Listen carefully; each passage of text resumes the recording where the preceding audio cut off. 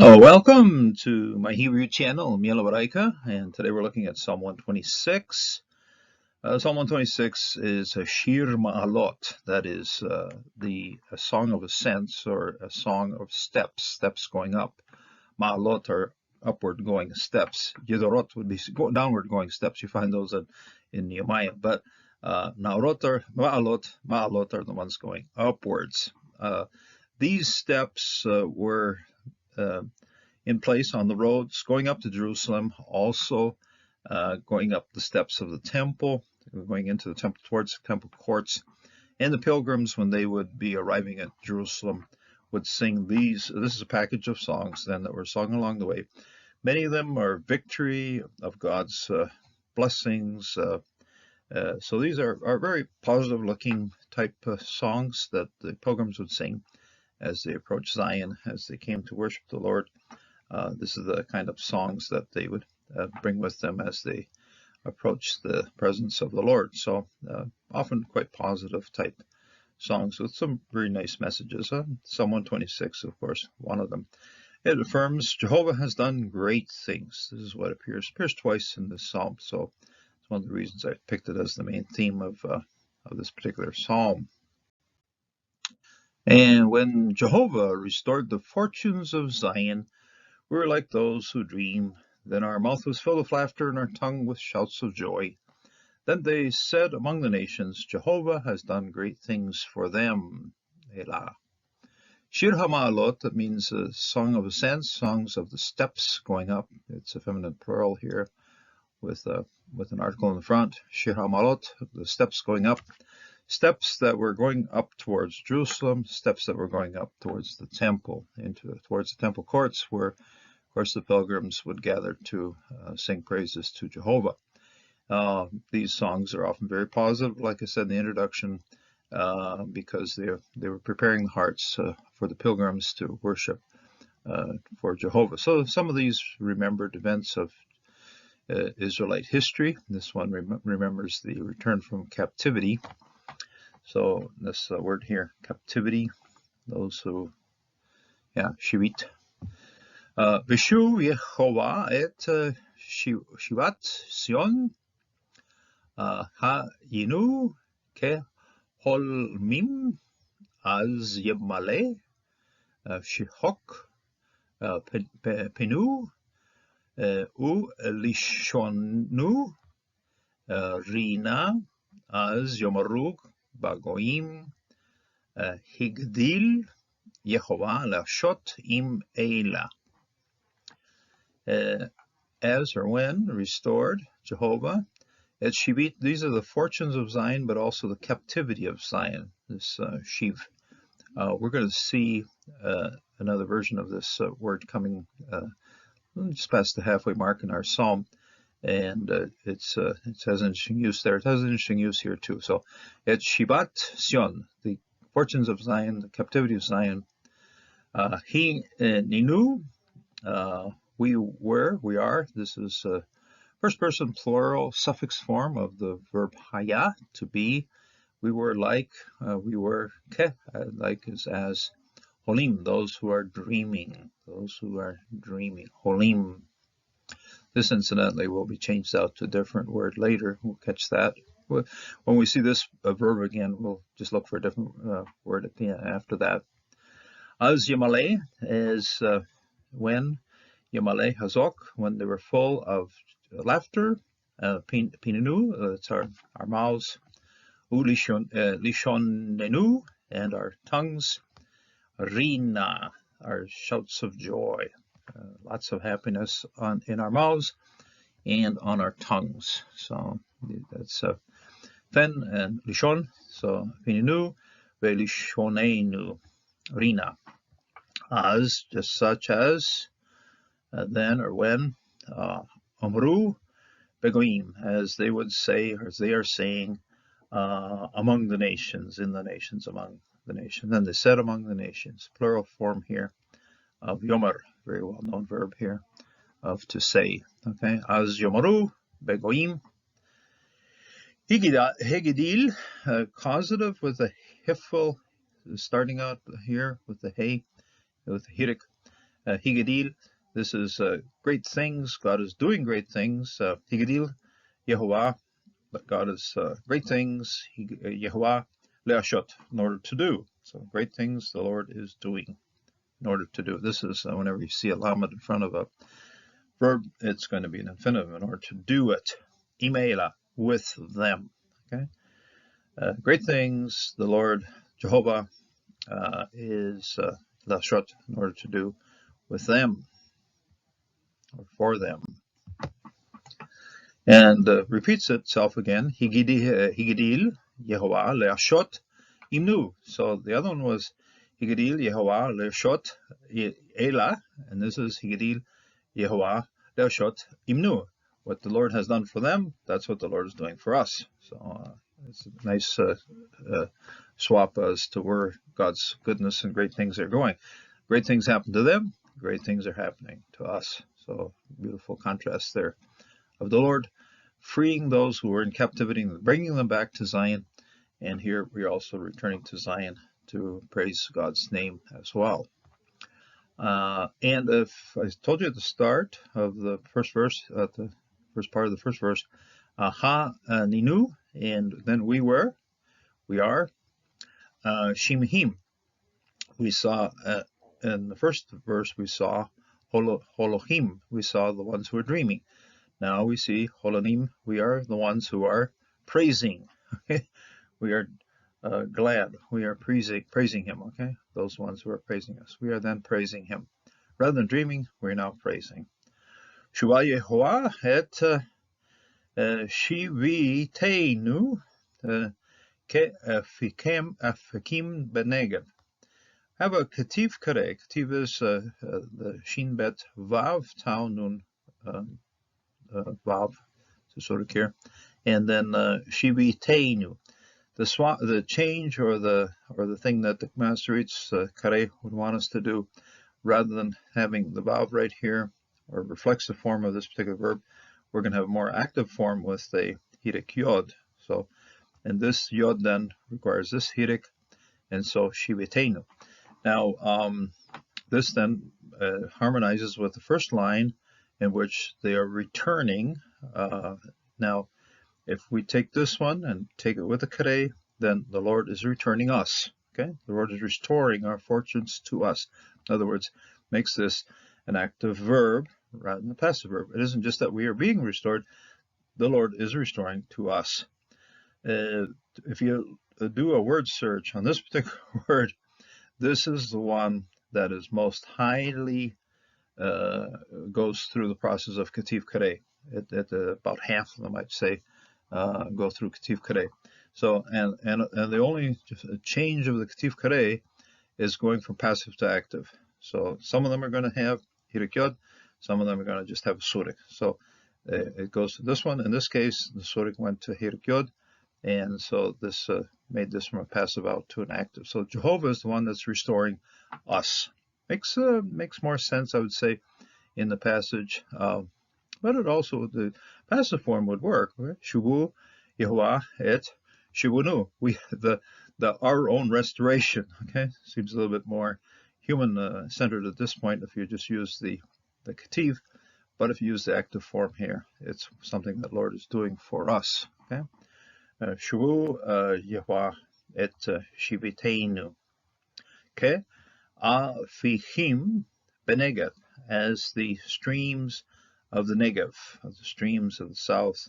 These are water courses and often sitting dry, but most certainly very noteworthy, most certainly motives of joy. When they fill up with water, all of a sudden they can fill up just like that with water. When it happens, yeah, it's the blessing of the Lord. So it's how the Lord sometimes works with his people.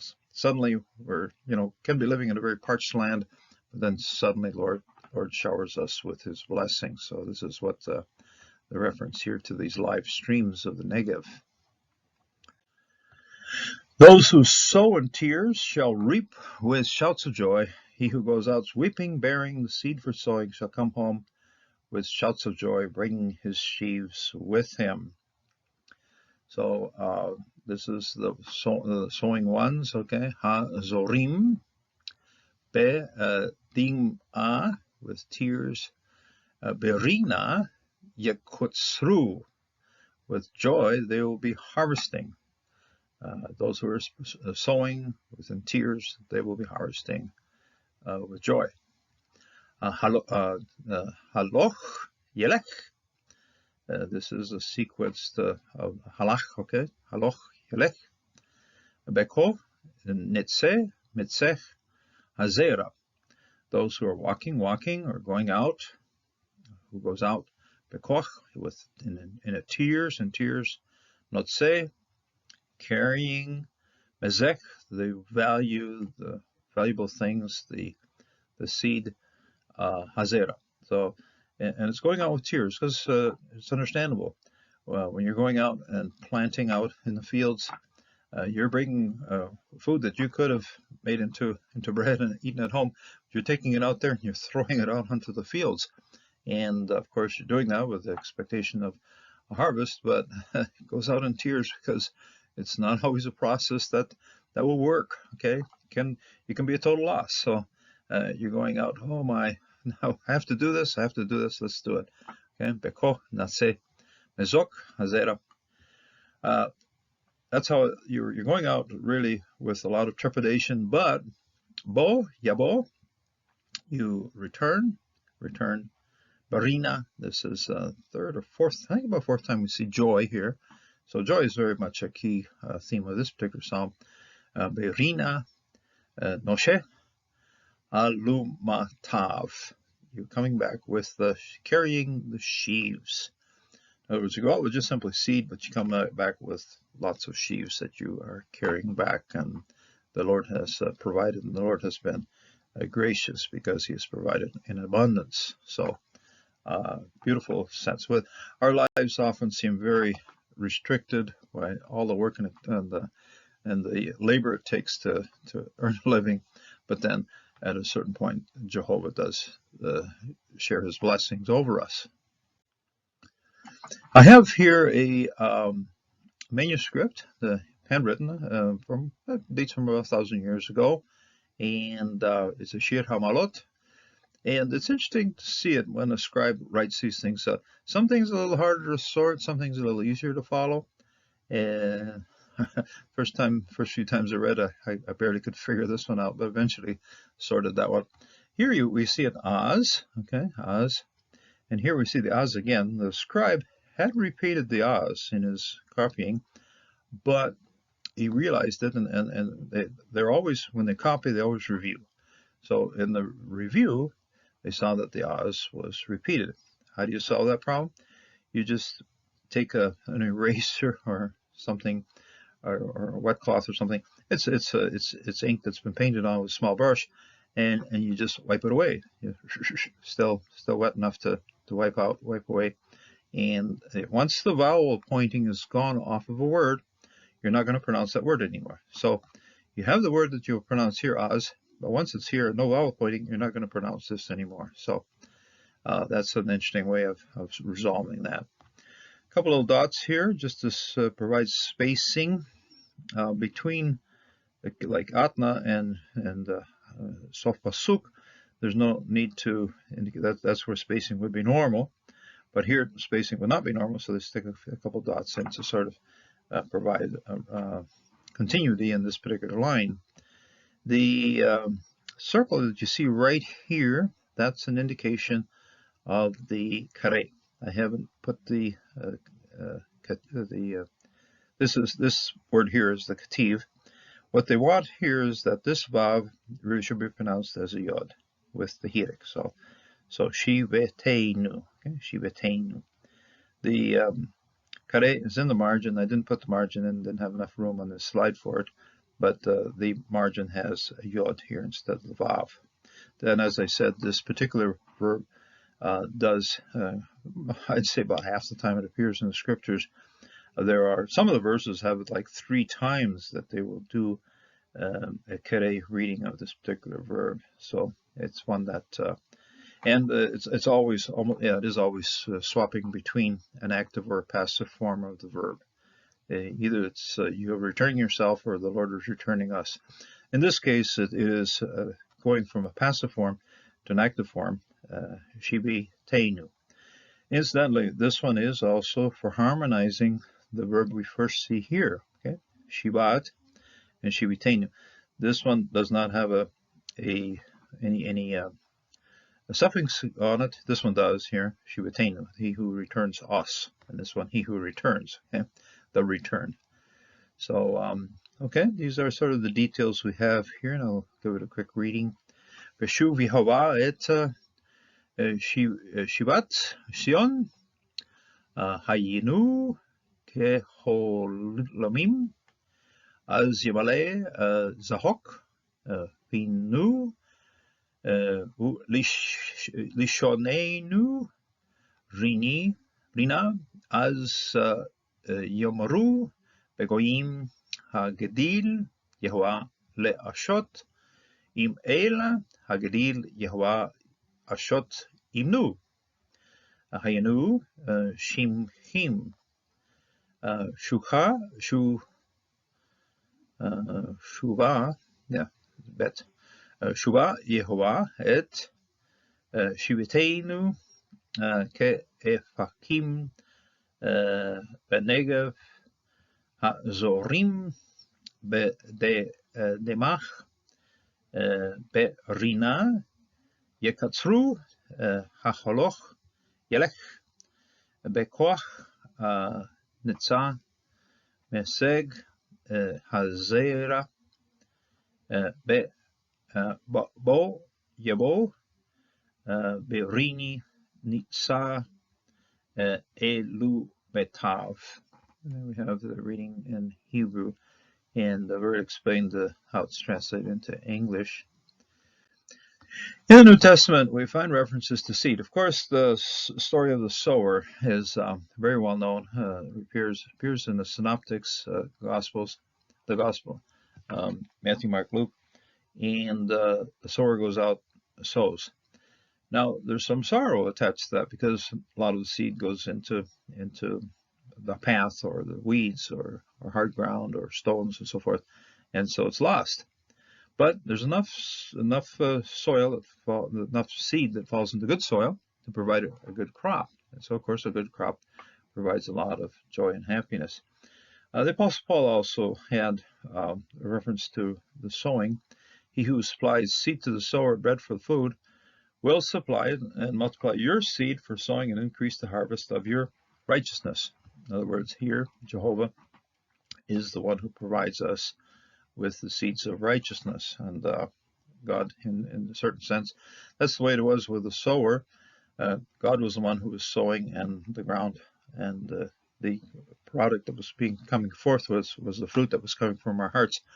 This here also, the Lord is sowing in our hearts, and He expects then an increase. So most certainly, open your hearts to receive the Word of God, to receive the seed that He is sowing among us or in us, and so that we will then produce a harvest of righteousness.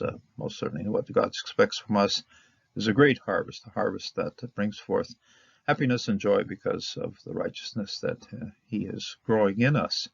So may God bless, and may God increase the harvest of righteousness in your hearts.